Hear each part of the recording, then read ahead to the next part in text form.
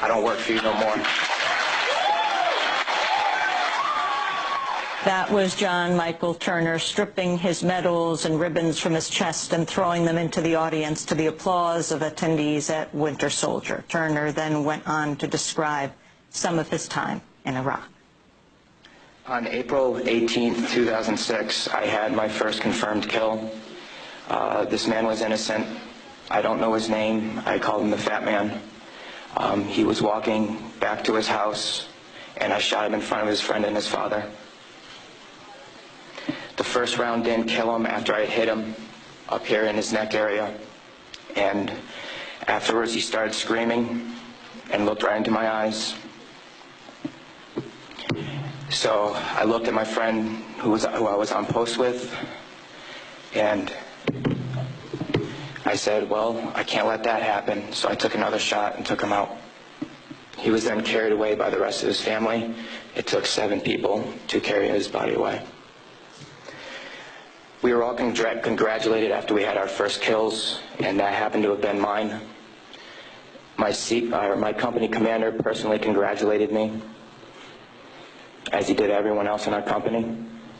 This is the same individual who had stated that whoever gets their first kill by stabbing them to death will get a 4-day pass when we return from Iraq.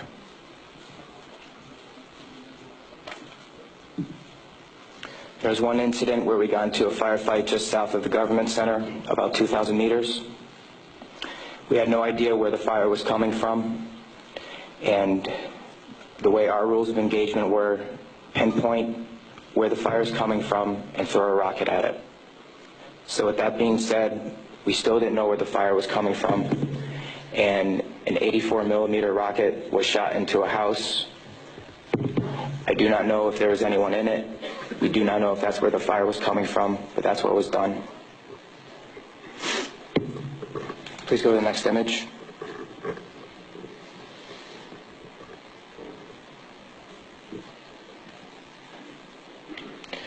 This man right here was my 3rd confirmed kill. As you can see, he was riding his bicycle. Later on in the day, we went ahead and we had CBS Laura Logan with us, but she was with the other squad. And so she wasn't with us, so myself and 2 other people went ahead and took out some individuals because we were excited about the firefight we had just gotten into, and we didn't have a cameraman or woman with us. With that being said, anytime we did have embedded reporters with us, our actions would change drastically. We never acted the same. We were always on key with everything, did everything by the books.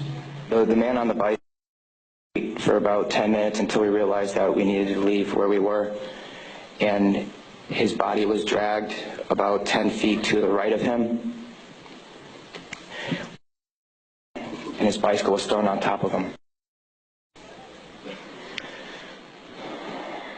Another thing that we used to do a lot was recon by fire, where we would go ahead and try to start a firefight if we felt threatened in any way, shape, or form.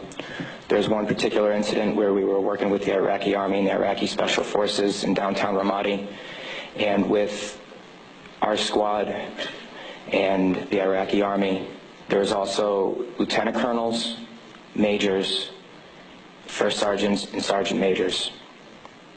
Sergeants major. With that being said, the Iraqi Army would go into the house, kick in the doors, and then go ahead and shoot.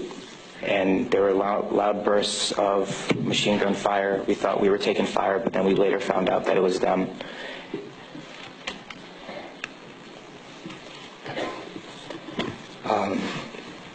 House raids. Because we were a grunt battalion, we were responsible for going on several patrols.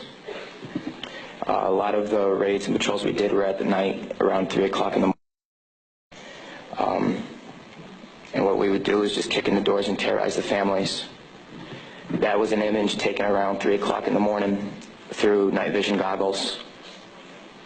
And that is the segregation of the women and children and the men. If the men of the household were giving us problems, we'd go ahead and take care of them any way we felt necessary, whether it be choking them or slamming their head against the walls. If you go back to that one picture, that was one man that wasn't taken, that was taken care of in a very bad way. Because of all the wiring that he had, it would be considered IED making material. On my wrist, there's Arabic for FU. I got that put on my wrist just 2 weeks before we went to Iraq because that was my choking hand. And anytime I felt the need to take out aggression, I would go ahead and use it. Please go to the next picture. Next. There's an instance of detainees and how they were treated in a nice manner. Next. That is the Fatima Mosque minaret. As you can see, it is written with bullet holes and holes in the top of it. Those were from mortars. And the next video that I'm going to show you is a tank round that went into that minaret, where we weren't sure if we were taking fire or not.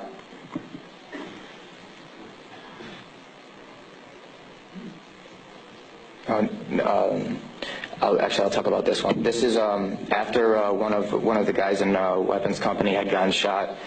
This is a way that we would take out our aggression. For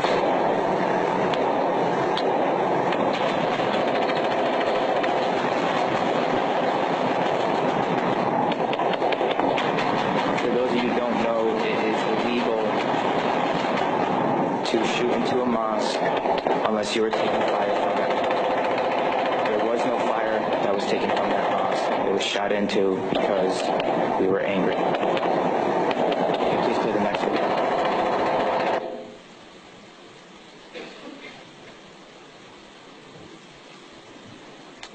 We are on ice cream, trying to suppress the blue and white minaret named Fatima al-Zahra. Don't raise your hell, Riz. Go ahead and take another tape around that door. That's that mosque door. Another round, Kilo 2. Oh, yes! Next image.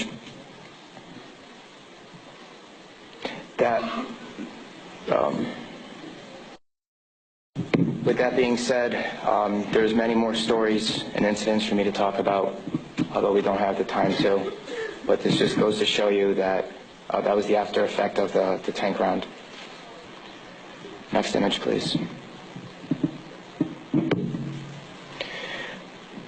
The reason I am doing this today is not only for myself and for the rest of society to hear, but it's for all those who can't be here to talk about the things that we went through, talk about the things that we did. Next image.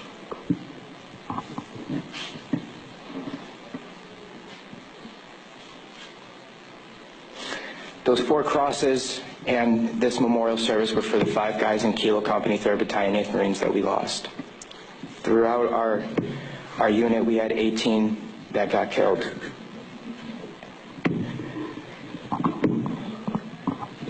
With that being said, that is my testimony.